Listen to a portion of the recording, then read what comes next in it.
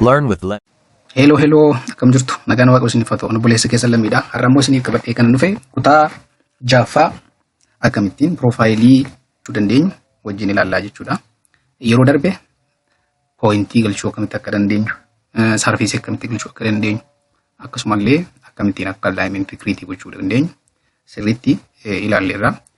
Namoonni hin ilaallee jiraatan gara kutaa duraatti deebitanii ilaaluu dandeessu jechuudha. Kanaaf piroofaayilii kiriitii gochuudhaaf dursinee pooyintii kiriitii gochuun nurra jira, pooyintii impoortii gochuun nurra jira, saarfiisii kiriitii gochuun nurra jira. Isaan booddee alaayimentii kiriitii erga goonee alaayimentiidhaaf immoo piroofaayilii kiriitii gochuun nurra jira jechuudha.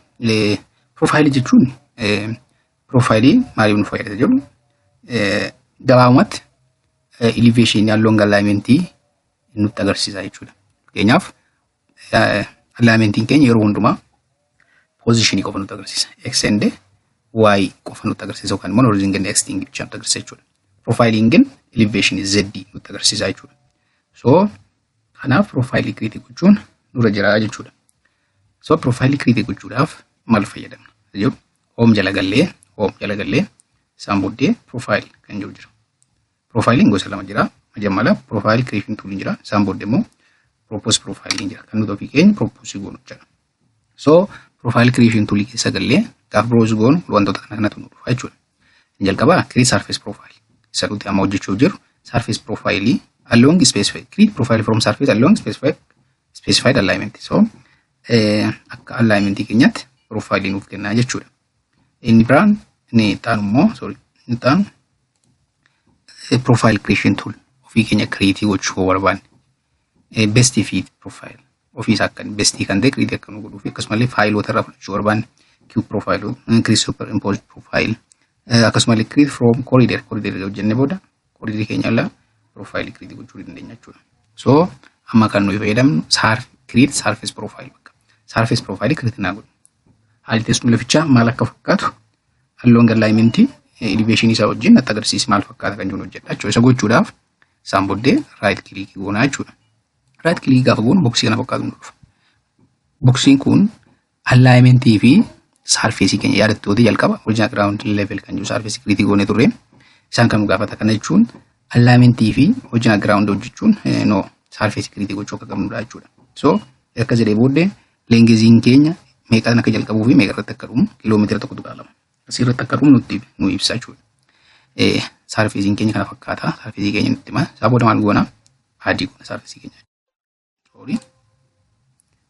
Click inna saboda adii goonaa jechuudha. So adii erga goonee booda draw in profile view jenna jechuudha.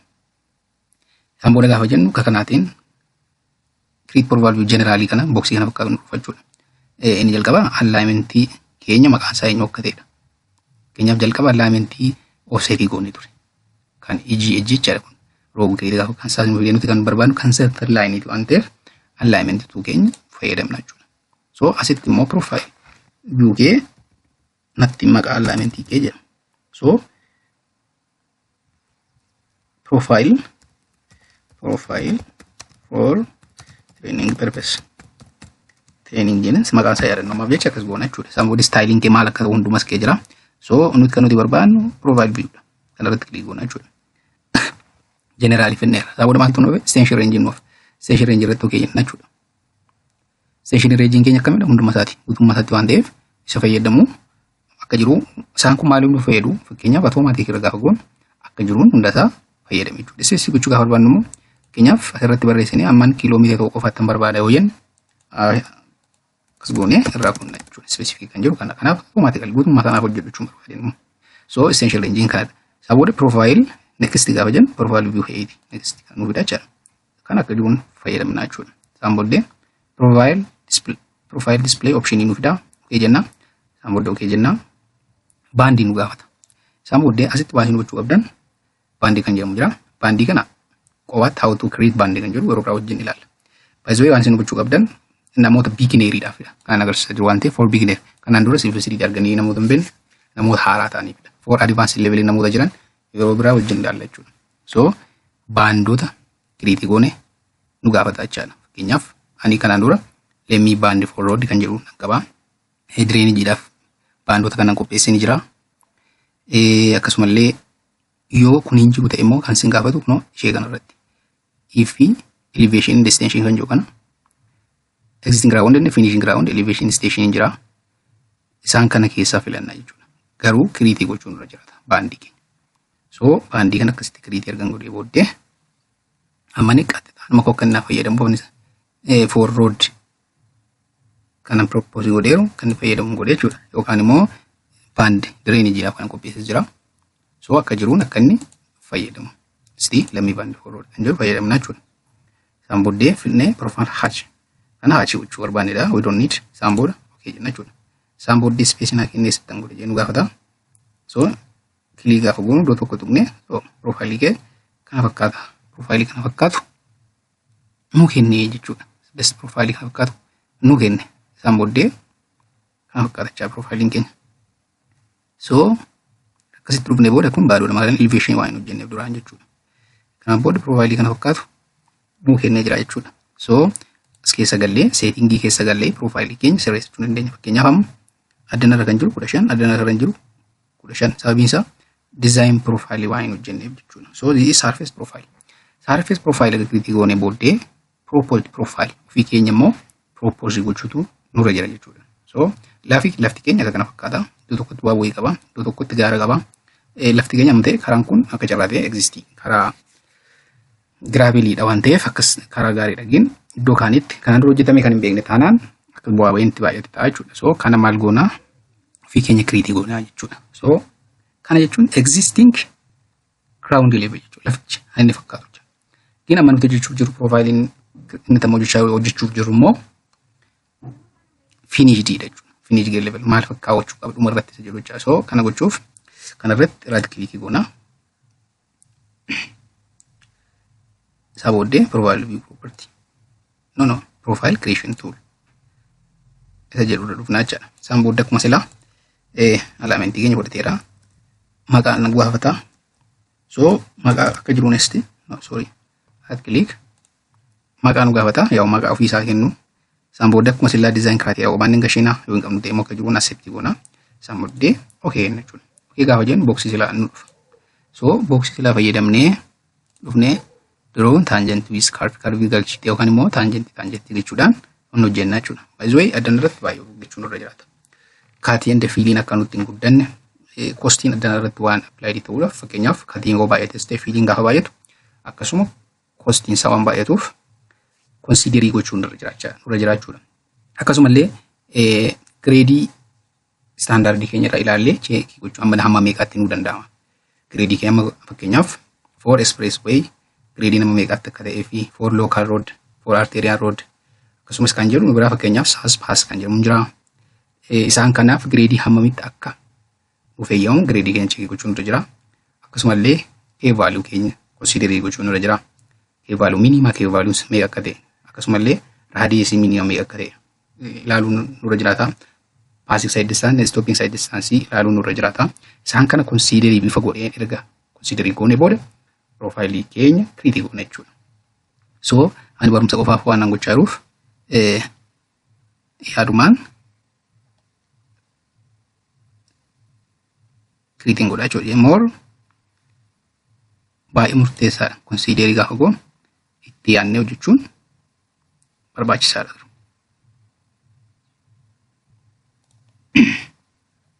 So kana kiriitii gaafa goonu kostii keenya yaadaa kostii wanta achi dizaayinii gochaa jiru kanallee yaadaa gochuun irra jiraata jechuudha. So kana fakkaata. Kanaaf amma daandiin keenya gaafa dhumu kan akka fakkaatu kiriitii gooneera. So amma fakkeenyaaf addan dhufee k vaaliin koo kanadha. LBC jechuun longezoo vertical curve keenya kana fakkaata. Isaan kana hundumaa inni kennaa jechuudha. Dhufne danallee. Isaan kana gadi teenyee akkaataa standardii keenyaan editii gochuu nurra jiraata jechuudha. Seeraan editii gochuu nurra jiraata jechuudha. Karaan keenya kana fakkaata argannee lammaffaa grading keenya illee meeqa akka ta'e cheekii gochuu nurra jira. Fakkeenyaaf amma 0.5 ol ta'uu akka qabudha. Kan keenyaaf dahna 0.24 waan ta'eef kun amma sirrii miti waan ta'eef amma dandee gradii kana sirreessuutu narra jira jechuudha. So akkas gochuudhaan isaa ta'u ol baasuudhaan isaa ta'u gradii kana seeraan 0.5 ol akka inni dhufee sirraa gochuutu narra jira jechuudha. Akkasumallee kana sirreessuu yoo barbaade fakkeenyaaf kan akkasittiin godhe kana sirreessuu yoo barbaade akkas godhee muuvii gochuu nan danda'a jechuudha. Kanatti karvii kiriitii gochuu yoo hin barbaanne akkasina godhaa jechuudha. Akkasumas kanallee akkas fiduu danda'a. Yoo barbaade dabaluu nan danda'a. Yoo barbaade immoo delete illee gochuu nan danda'a. Fakkeenyaaf hin barbaanne yoo ta'es kana dhufee I don't need this kana yoo hin barbaanne ta'e akkas gochuu nan danda'a jechuudha. So akkas goone kiriitii goona jechaadha profaayilii keenya. Considerii gochuu kan qabnu gradii keenya considerii gochuu qabna. K value keenya considerii gochuu qabna. Side distance keenya illee passing side distance isaa ta'u akkasumallee stopping side distance keenya considerii gochuu dura jira jechuudha. Akkasumallee misspacing problem akka happen in taanillee of eeggannoo guddaa gochuutu jiraata jechuudha. Isaan booddee akkasitti erga murteessinee booda keenyaaf amma jalqaba biriijiin addana kanatti na barbaachisa jedhanitti meen ture. So addana kanatti kalvartiin na barbaachisa jechuudha. So heeraatti kalvartiin na barbaachisullee adda baafadheen jira jechuudha. So erga proposed profiling keenya akkana ta'uu isaa erga murteessinee booda dhufnee baandii kana keessa gallee intini keenya sirreessuu qabna jechuudha. Fakkeenyaaf addana 94 jira. Addanaallee 94 equalii jechuudha. Kana ta'uu hin qabu. So kana gochuuf setting keessa gallee right click jenna profile view irratti isaan booddee kana balleessuun dureera right click goona isaan booddee left click jenna isaan booddee profile view band kan jedhu jira yookaan immoo profile view property keessa gallee akkasitti gaafa keessa galu extension kan jiru jira elevation jira profiling kan jiru jira band kan jiru jira jechuudha. So ishee jalaa sirreessaan jira band kan jiru irratti okay jenna jechuudha. Keenyaaf nama kana 00 akka ta'u barbaade. So kan akka 00 akka ta'u barbaade booda maaliin godhaa fakkeenyaaf kuni sarfeesii keenya waan ta'eef jijjiiruun barbaachisu wajjin background keenya fayyadamna. Inni kun immoo surface profile dha waan ta'eef originally fayyadamna. Inni kun immoo proposed dha waan ta'eef isa jalqaba fayyadamne kana jechuun maqaa isaa kana layout waan jedheen waan nu kenneeruuf isa fayyadamna jechuudha. So as dhufnee kana jijjiiruun nuti irra jiraata jechuudha. Laamtuwanitti jijjiiruun nurra jiraata jechuudha. Akkasumallee inni kun alignment jijjiiramuun nurra jiraata jechuudha. Yes. So akkasittiin design keenya raafilii propose gochuu dandeenyarraa jechuudha. Kanaaf si auto create profile keenya create gochuu dandeenyarraa jechuudha. Isaan kana editing ni danda'ama. Edit gochuu barbaanne bifa isaanii hundumaa kereerii isaa waan barbaachisu hundumaa edit gochuu barbaanne